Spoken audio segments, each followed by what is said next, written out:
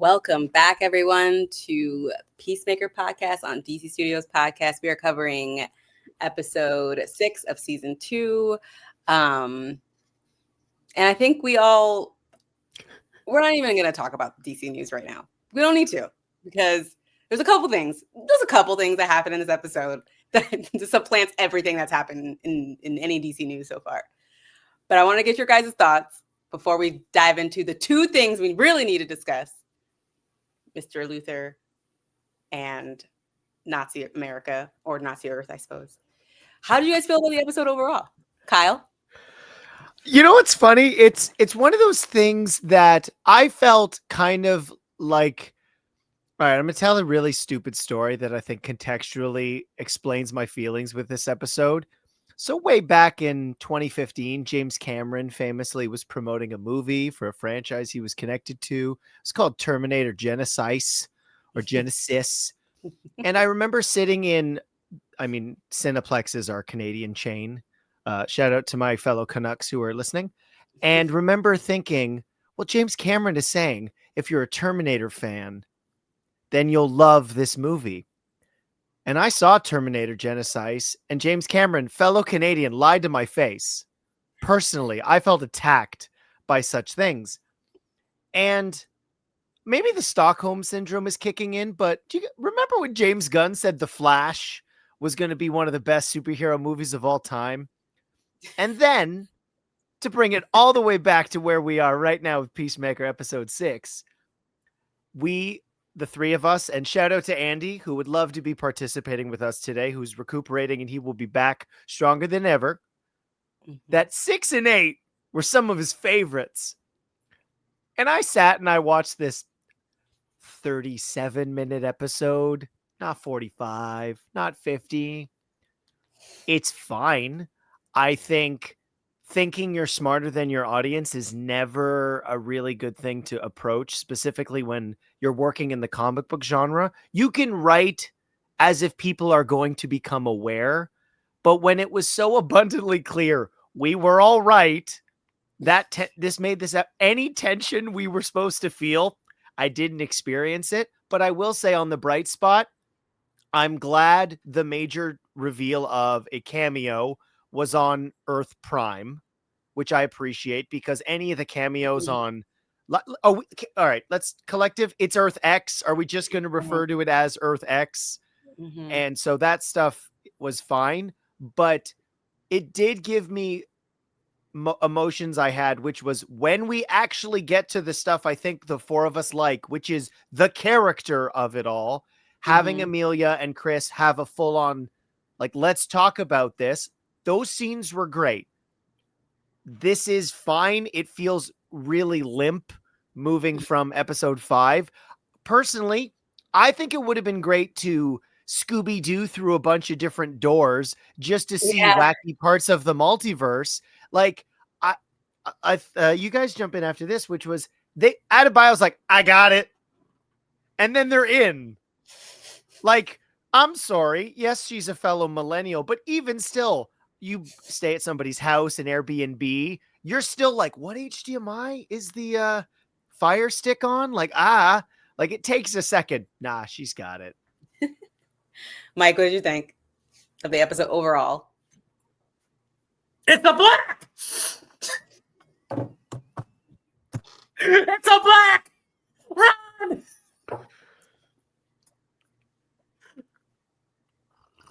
Mom, get the swords! Yeah. Oh man. Listen. One thing I first of all, I agree with everything that you said, with that moment of, oh, we're just going through the door. Oh yeah, it's a code is 24356. All right. And literally I was there like, wait, what? I didn't mind that part. Adrian just knowing the code, that fits. Like, yeah, he's obsessed with Chris. He knows. Yes. Now, I think you're going to get that Scooby-Doo door thing in the next episode when Argus is trying to find them. I think that's the whole point. I think it's like they're trying to get to many different doors, then it gets the right one. But I will say I've seen James write better episodes than this. I think this episode just had a lot of reveals that kind of sentimented a lot of fan expectation, and then it paid off. But yet, a lot of us like, oh, well, I already knew that this was going to happen. Now we just got confirmed. But then, leading up to the universe building, the Van Cole prison, the Lex showing up, the going to talk about Bel Rev and who else is in Bel Rev, and now with the reveal, hey, I gotta call somebody. Those things I felt universally, I felt that were good in terms of like expanding the lore. Like, no, let's call. If we're actually going to have a list moving forward in this DC universe, who is the top 3 smartest people in the DC universe? Lex Luthor's in that top 3. And even there's many situations in comics where he's like, oh, we have to call him, or we have to make a deal to him because we have to use his brain. Batman's unavailable, Miss Terrific's unavailable, Martian Manhunter unavailable, whatever, like Ted Kord is unavailable. Like that stuff, you put your backs up against the corner, you're going to have to make some hard decisions.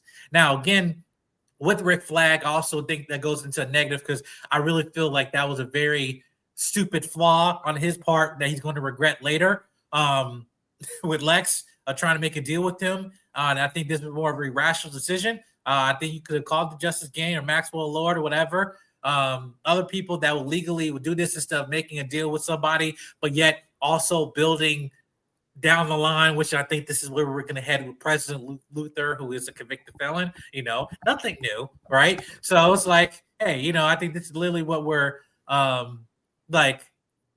Yes, exactly. I do feel that this was a really decent episode, but I do feel he has written better episodic in a series before than this as a whole. I just think the last 10, 15 minutes really picked up. So I think I can't really judge this until I see the final 2, but it's the Blacks. I just having just watched one battle after another and then watching something like this, it was because essentially it's like 2 alternative Earths where the white people are like have finally gotten what they wanted, 0 black people, or are working on having the power to eradicate anyone who is not white. White people love this fucking fantasy. Love talking about this. They love alternative Earths where the Nazis won. Love Earths like this. They love it. But I can get behind it if it's written well, right? Earth X is something that's been throughout, like DC has done this in the comics. They've done this in Crisis on Infinite Earths. They have done this or for CW, Crisis on Infinite Earths. They have explored this idea. So when we've been setting this up all season and we've talked about this, I was like, this is going to be so interesting because I feel like he's going to pivot left. Like this is going to be something different. It's going to be it won't be like Nazis won the Earth, or maybe it'd be like the Klan took over, or it could be like something else. Been like, way more in place. Something more. Yeah, something a little bit more. Klan feels more in fit. Yeah. The problem is it just seemed like he was just like, this Earth is like more aligned with Augie's life than like and his ideals. And like that's supposed to be the challenge for Chris to like work through. But it being specifically a world where the Nazis won and took over America is not the same as Augie's white nationalist American ideals. That to me feels lazy as fuck. That's lazy. Augie was a Southern white supremacist. Like he was American. Like he was white. Like we were taking a white. Like do the Klan. Like he was right there. He loves Duke the Hazzard. It's like literally like we could have gone. It could have been maybe it would have been like too obvious, but like it was pretty obvious when there's no other person of color on this Earth. It could have worked better if it wasn't just blatantly like this is Earth X. We guessed it. Like you said, Kyle.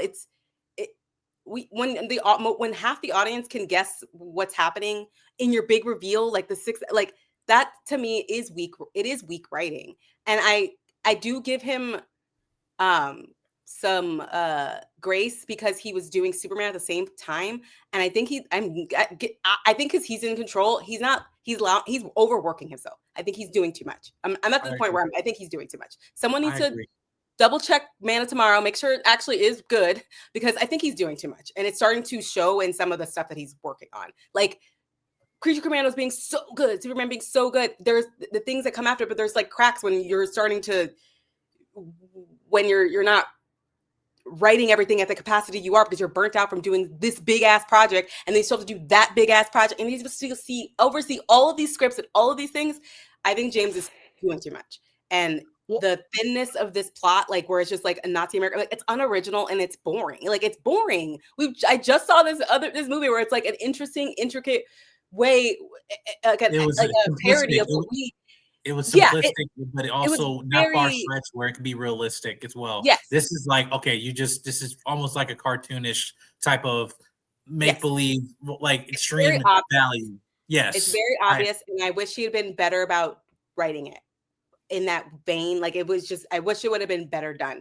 Like the visual of Leota cleaning some white supremacist fucking kitchen and then getting chased by a bunch of white people is pure.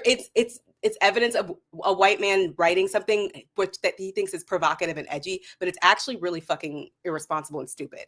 Just like fucking the white guy dancing around the fire. This shit's on. It's like, you don't think some white guy, some fucking Groiper is gonna fucking clip that and be like, this is and meme the hell out of it on Twitter. And meme the hell out of it on Twitter. Like that's. I think it's.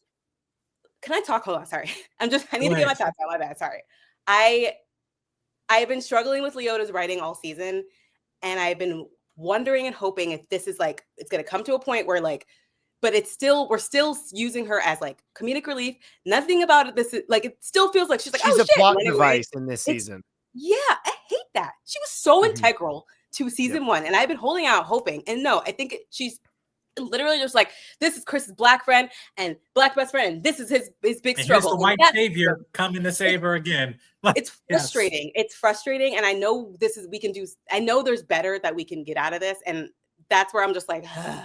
Anyway. So the best part about it, though, about this episode was Lex Luthor, and I have that's because Nicholas Hoult he's burgeoning on one of the best DC villain castings of all time.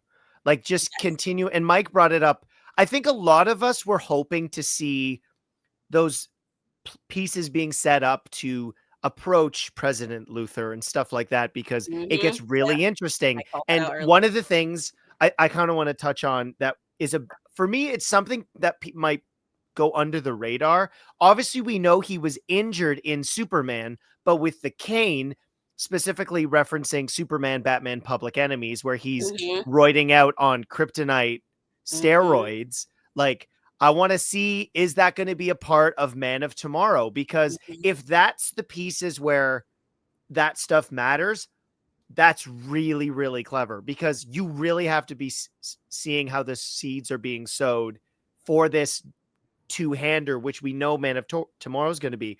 I want to touch on what you were saying about the overworked nature of this project, which is really interesting, because what I find most frustrating is we got Creature Commandos, and while the structure, you could argue, is overly simple, having each of those episodes focus on a character, then for the ensemble episode to be the conclusion, you got to know all those people. What makes Peacemaker season 2 up until this point so frustrating, yes, it's obviously called Peacemaker, but each of the other ensemble characters, outside of probably Amelia, has just been reverted to like their base settings, which to me is one of the reasons I hated Guardians of the Galaxy 2, was it felt like everybody resetted to beginning before that movie started. None of the character growth comes back. And you know what? Yeah. In this sequel, the only person we're getting anything with, and here's the connection again, everyone, you can clip this. What does Guardians 2 focus on? More daddy issues. What does this focus on? Daddy issues and a sibling. Oh, look, Mantis is Chris Pratt's half-sister because Ego's doing his weird sperm thing all over the galaxy. And I find that really frustrating, because where the characters are is incredibly interesting, specifically with Adebayo. She's in this place which she's out of a committed relationship, having to fend for herself.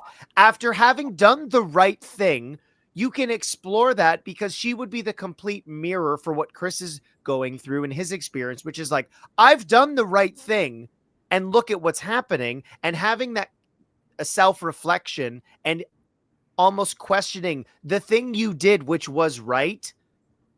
but we've completely sidestepped that. And I looked into it between episodes 4 and 5 to see, was she shooting Minecraft? No, this was after. So there's not even an excuse for using her as minimally as we are. And not to mention, I didn't mind Freddie Stroma in season 1.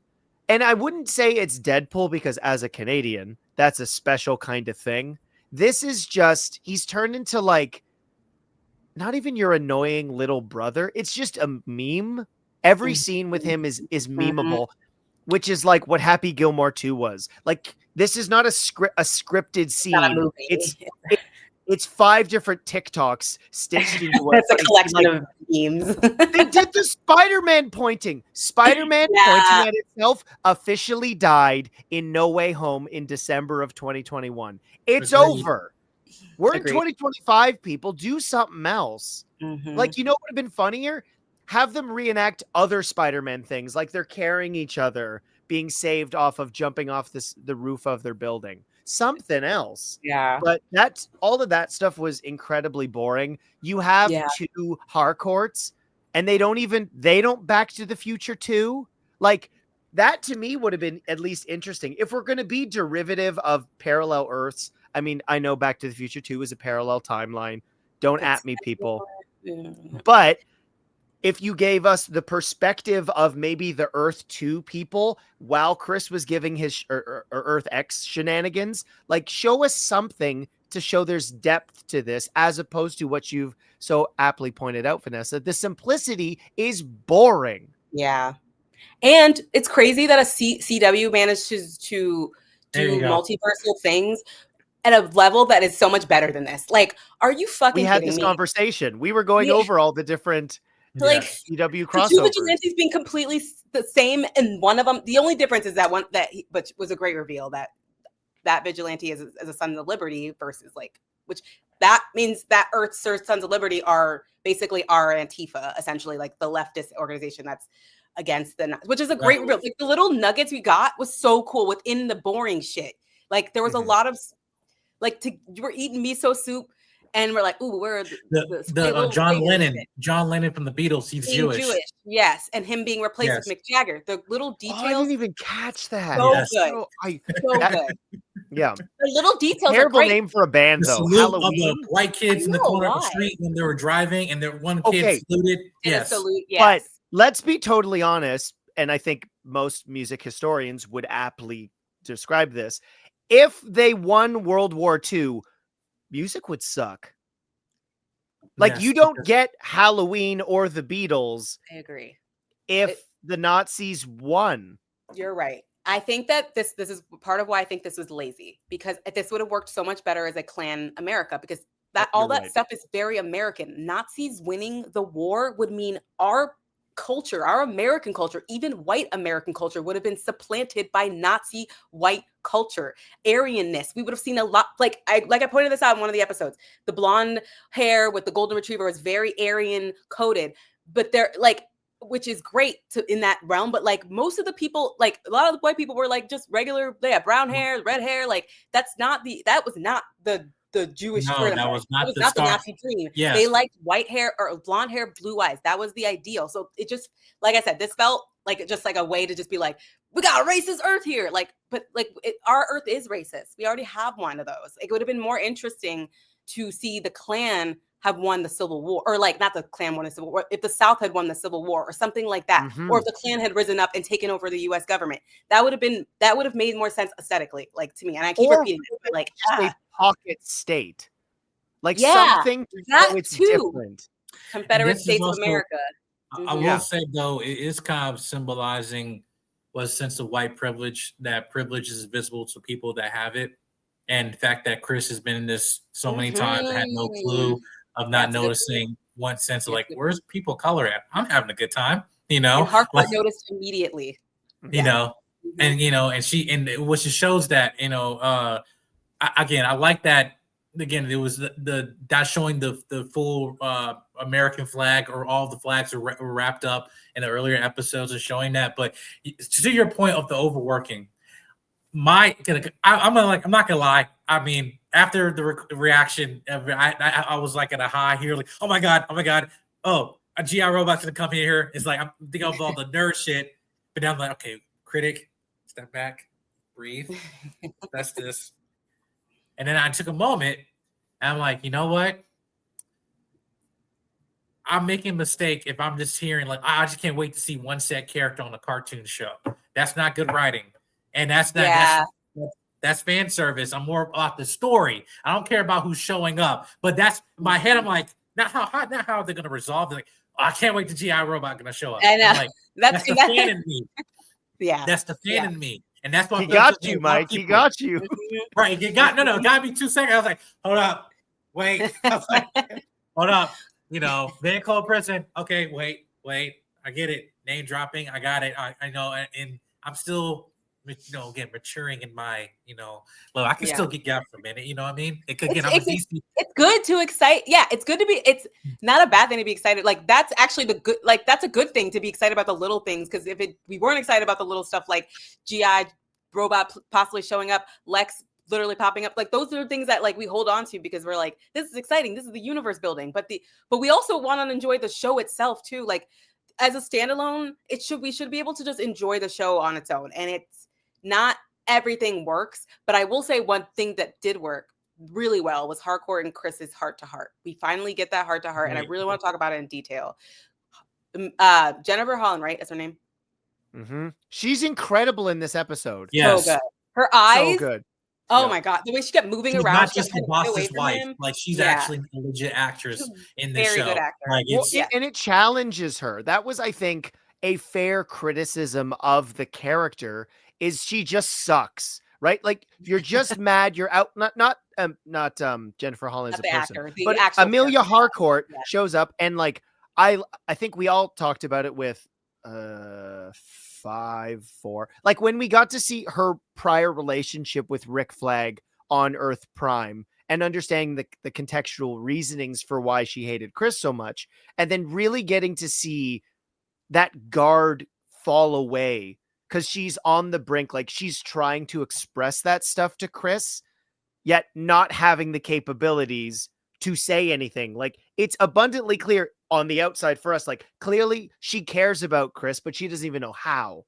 Yeah. Where he's completely open with her. Mm-hmm. And the back and forth is like, that's to me what's frustrated me so much about this back half so much is when we just get the characters talking. And what's one of the best parts of Superman? It's a 15-minute scene with Lois and Clark just talking to each other. Yep. And I think the most annoying part, and we've talked about it, is we're really only getting that with 2 characters when this show is an ensemble. Although, before we dive right into this, my wife watched this episode with me, and she hadn't seen a second of it. And the one thing I wanted to ask her was the credits played. I'm like, what do you think of the dance sequence? She's like, I don't get it. My wife. But you know what I saw? Did you guys... I've been noticing more because someone on Reddit was like the motions they're making look like that's like they were doing the and then but also in the lights in the background were also the red lights are going like very slowly when they're in a certain slow position they look like Nazi symbols. Like how did I not notice that before? Like I'm seeing Nazi symbols everywhere. But I want to talk a little bit more about Lex Luthor and like Rick Flag Jr.'s devil deal, Crossroads deal. Senior, you're right. Having both of them on the show is not. We call him Rick. Call him Rick. The reason Mike said a good thing. He was like, I don't know why he didn't check out the Justice Gang, or maybe they weren't available, or maybe he could do things legally. That's the point. He's not trying to do things the legal route because Rick has been doing things kind of shady all year, all season. So this actually tracks. It's a really great writing that continue. Like I think Rick Flag is getting stellar. Rick Flag Sr. is getting stellar writing this season. He's perfectly towing that line of being a corrupt, shitty, overly emotional government official. I actually find all of his scenes very interesting. And the one with Lex was fantastic. Like Nicholas Hoult is so good. Like, anyway. He's Clancy Brown as a human being. Like, it's the only time I've seen growing up through the 90s, the definitive versions of most of these characters are from the DCAU. but his smarminess and genius play through, but also he's in prison, like he's lost. So even though Lex is trying to play that game, you can see in the way that Nicholas Hoult plays it, like, I still gotta, like, I gotta give him what he wants, because I gotta get out of here. Like, he's gonna get something from me, but I'm still gonna get mine.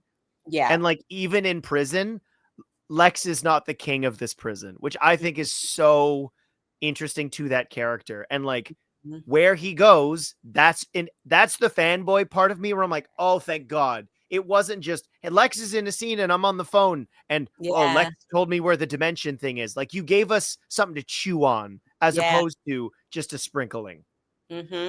And before I have Mike speak, the thing you said, he's not the king of that prison because it's a metahuman prison. But if he goes to a prison where it's only humans, of course he's going to be the top dog there. So that is good. It's such good, like all the good writing went just to that fucking scene and hardcore. The setup for the movie that he actually that he's focusing on. Yeah. Again, they're saying, oh yeah, the last 3 episodes is a different show. But I'm like, okay, but isn't that smart that I have to go through 5 episodes of you just me to get to this point? That's not good writing. Let me get, hey, I'm just keeping a buck. It's like, you can tease me all you want so I can watch all these episodes. But like, to say, like, this is why Gen V is getting a bunch of pushback right now, because I've seen all the episodes, but yeah, people for audiences are like, yeah, it's kind of slow for me. Because the first half of the season is slow until you get to the first 3. I'm just saying for audiences, like for critics, we have all the episodes. We're just binging all of it, right? But for audiences, they're like, yeah, it's kind of slow. And now I don't agree with them, but like most of them are feeling that is slow. And I'm like, if I'm waiting for this week by week, maybe I might say that. But I'm, Peacemaker should have been dropped all at once. I agree. Like, yes. That's a great we point. got 5 and we've just been I know. I'm like, yeah, no, that's actually a good point in general about critics, because we get it all at once. Like, we get most seasons in chunks and we watch it, we binge it. We're reviewing. It does affect some of our reviewing because we're reviewing it in one sequential in a sequential thing where people are watching week after week and they're having a different. It's eating a different art form. Yeah, it really is. We're eating 2 different meals, and we're trying to. So it is different now that we're on a different side of it, like reviewing it as we watch it. Anyway, but that's a good point. Any other points y'all were gonna make before? Because I think I interrupted someone. Now I will say again to his. I didn't address about him over consistently like working himself. I said this in my series review, like, guys, there is a problem that even I'm not saying that people were giving heat for Superman, that I'm actually understanding now with this show. It's like, hey, listen, there's a certain tone of writing of how he just outputting all this stuff.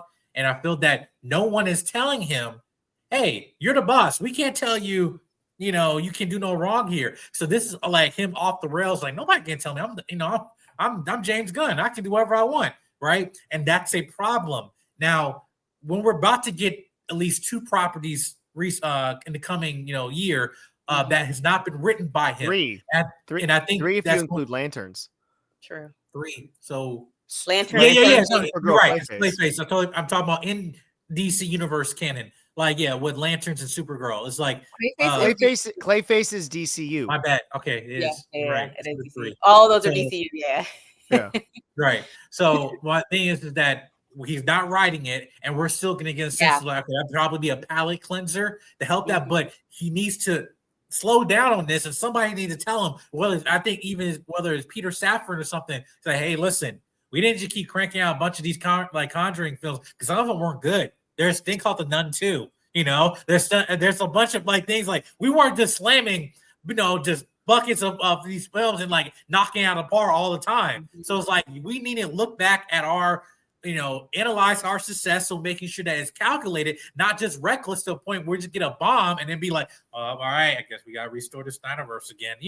Just like, no, understand and proceed with caution. And it's good to say that we're not going to move on anything if we don't have a finished script. But when it's you, James, who's reading your scripts? So who's giving you notes?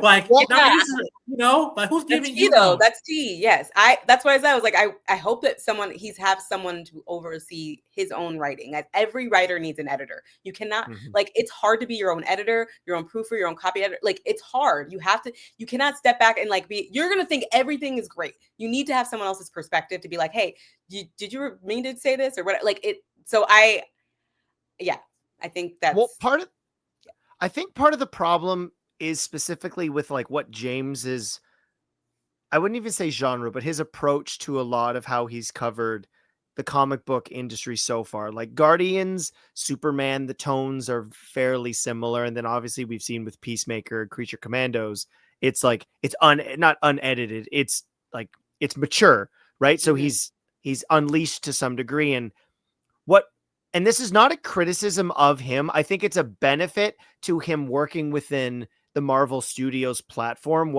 It wasn't Iron Man by James Gunn, The Incredible Hulk by James Gunn, She-Hulk by James Gunn. James Gunn was amongst other things. Yeah. And because they had to, and this is not an excuse, it's an observation on the production schedule of this universe where James Gunn essentially shotgunned makeup Homer Simpson style onto Marge, where he's like, I got to make all the stuff. Bah! Here's here's this. I made this because he is known for being a quick writer. Is that necessarily a good thing? Obviously, our conversation says sometimes, but if we get less from him, that's not saying it's necessarily a good thing, but it will allow him the opportunity to ensure what we get from him is the best. I think it is a great sign that we are getting other projects from other creatives, because you never want any universe to fill wholeheartedly one specific tone, because then it gets boring as sin.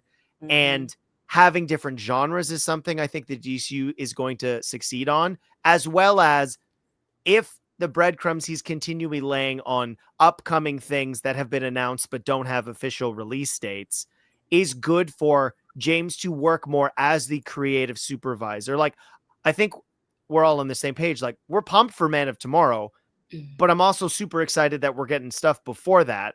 Yeah. And then hopefully we get, like, I don't need necessarily Supergirl 2 to be immediately announced after Man of Tomorrow, because quite frankly, I would like to see some outside part of this universe that's not just Metropolis adjacent. Yeah. So I'm hoping we get to see other things that really flesh out what this universe is, because it's a trinity. It's not just Superman's world. So like, we're going to get parts of Batman with Clayface, and then we're going to get parts of Lantern, which is not part of the trinity. I realize he's a Justice League member, but fleshing out, like, we're getting the sci-fi aspects with Green Lantern and going out into space. You got to start exploring that magic realm too, because it's just as important to the main grittiness of, or otherworldliness in Gotham, because crazy stuff happens regardless. So it'll be interesting to see what happens from there. We got Lex in this episode. Like, I'm curious, how do you two feel? Like, do you want Superman or another main cast member from the show? Like, Superman flies through the portal and just starts punching Nazis. I want all the people of color, the DC universe, to come in this bitch and whip all their asses. Like, I want Static, I want Black Lightning, Vixen, I want Icon, I want Rocket, everybody. Did you not say Mr. Terrific? Him too. The one we have so far. I'm saying, everybody, listen, it takes a generational force from another universe to bring all of us to get, like, you know what? We haven't even came and give our reveal yet, but now it's time, because we're called to our calling. Yes. I say I don't need to see Superman, but it would be fine. It would be fine for me to see Superman, because I feel like it would be like, if this entire show, the season ended being like kind of shitty, at least I'd be like, well, at least you saw Superman, you know? That's true. Vanessa, you brought up something a couple weeks ago, I think, when we were discussing Tim Meadows and his bird blindness. Moving forward, I think we're likely going to get this member of the show, or of this universe. Like, do you think now, with where Martian Manhunter is in pop culture, that character fits more with somebody of color as opposed to what they're doing, like, in the Absolute comics with him again? Because it feels like, at least in pop culture, John Jones's human form has been a black actor. Yeah, he's been black in the comics too, like for a while. Yeah. And there was a conversation with him and Nubia actually in the 90s where she was like, why choose this? Like, they kind of suck. Everyone kind of sucks here. And she's like, why did they treat us like this? He's like, I have to, if I'm a detective, I at least can be on the side where I can like choose. And it was a really interesting conversation about police brutality and like, and him choosing to be a black person. But I don't think Martian Manhunter needs to be black, but I think it would be more interesting in this universe to have him be black, especially when you look at the Justice League. Like, we have Jon Stewart, we have Martian Manhunter. Like, I think that I like having a black Martian Manhunter, but I don't think it's necessarily needed. But I think it's most familiar. Like, most of our generation grew up with John Lantern as a Green Lantern. So when we got a Brian Reynolds Green Lantern movie, everyone's like, who the fuck is this white guy? Like, genuinely, a lot of people were like, who? What? And I'm like, Hal Jordan was the first Green Lantern. I had to explain to so many of my friends that Hal Jordan was actually the original Green Lantern, not Jon Stewart. Like, because the DCAU told us that Jon Stewart was our Green Lantern. Well, they sidestepped my boy Kyle Rayner, and I'm glad they did. Kyle Rayner's been done ugly. I know he's been done dirty, and I wish he'd have done. But yes, but yeah, I don't know. Those are my thoughts.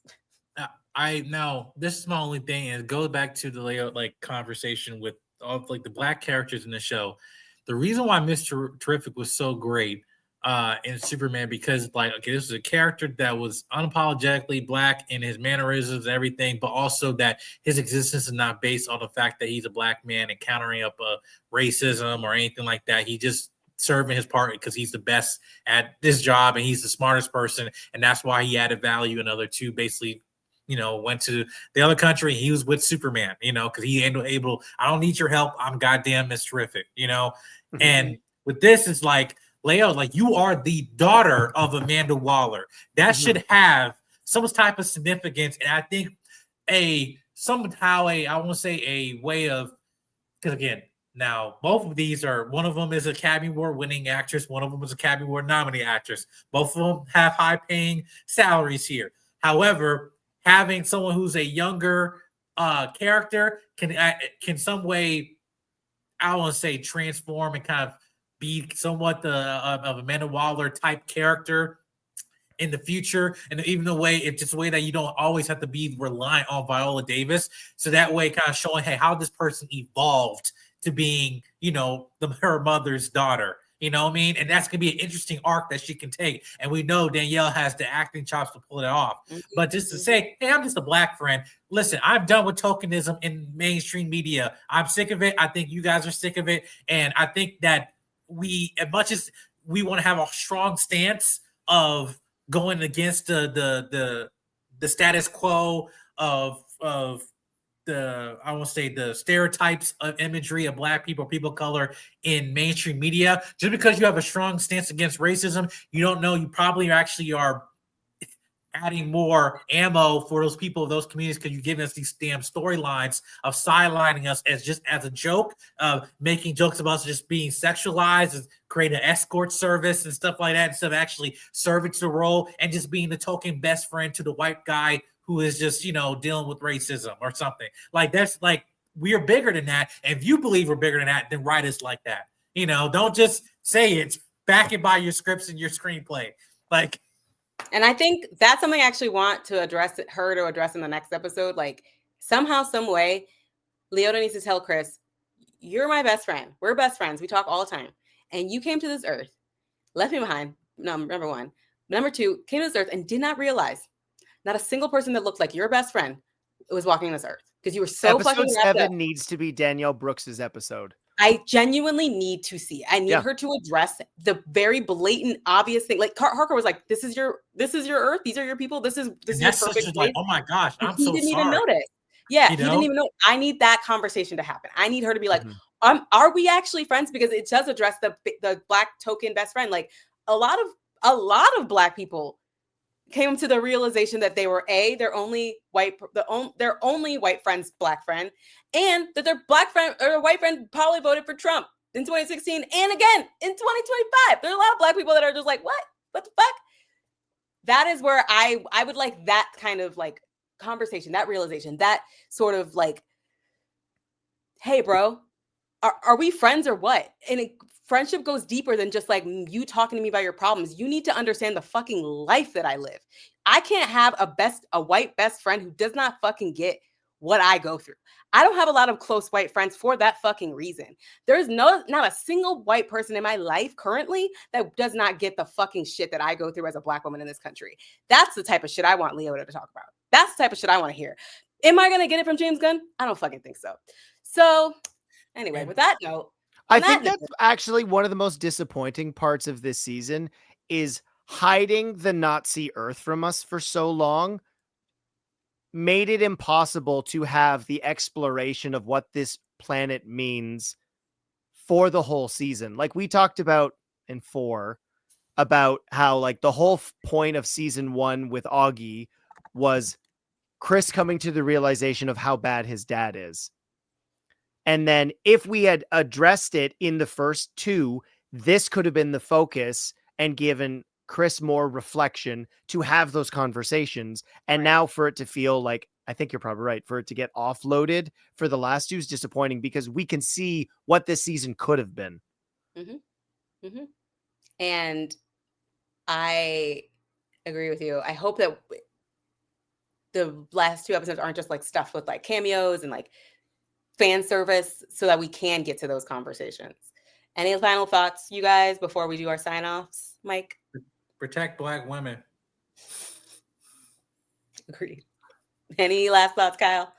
I think we know that Vigilante does that in the next episode based on one of the stills we saw. Yes. So we're going to see that at minimum. So I think that's good. Mm-hmm. No, I do love Vigilante. I've always been a fan. Anyway, I am excited to see. I guess I'm excited for the next episode. I mostly just want to see Leota's perspective. That's like the most interesting thing to me. Yes. So I really just want to see how she handles it. And I hope it's done well because that's heavy. That's heavy to be the only free Black person on another dimension. That's fucking crazy. But yeah. Where's Judo Master? Sorry. Yeah, where is Judo Master? That's so true. I thought it was going to be this episode. So yeah, before we go, where can our listeners find you, Kyle? They can find me at The Film Realist, the film and TV podcast from a complete nobody. That's hopefully for somebody, covering all the weekly stuff. Alien Earth for all of the regular viewers is now out. So I'm going to be talking about that. And then slowly movies are coming out again. I just got my email for my Tron Ares screening and I'm very nervously optimistic, maybe. Oh yeah, me too. Yeah. Where can our listeners find you, Mike? You can find me on YouTube, Instagram, Twitter, and everything at Jedi Mike 7, brought to you by Soul Media. You also see some of my articles that I've been written on the Rotten Tomato meter at Nerdspin. Have that been posting, and I got more coming soon. And you'll find me here also Multiverse Color, Team JBS, and other stuff. But yeah, everywhere at Jedi Mike 7. And you can find me at Vanessa Shark on all major social media networks. And also you can check out my review of One Battle After Another on bigoldbell.com. What else did I write? Have I written anything else recently? I have another review coming. I went to Universal Horror Unleashed, which was pretty cool. And then I have more interviews coming, which I have not uploaded yet. And I'm really bad at uploading stuff. Sorry, y'all. But anyway, until next time, I hope that you stay clear of Nazis, Klansmen, and other assorted white supremacists. Stay safe.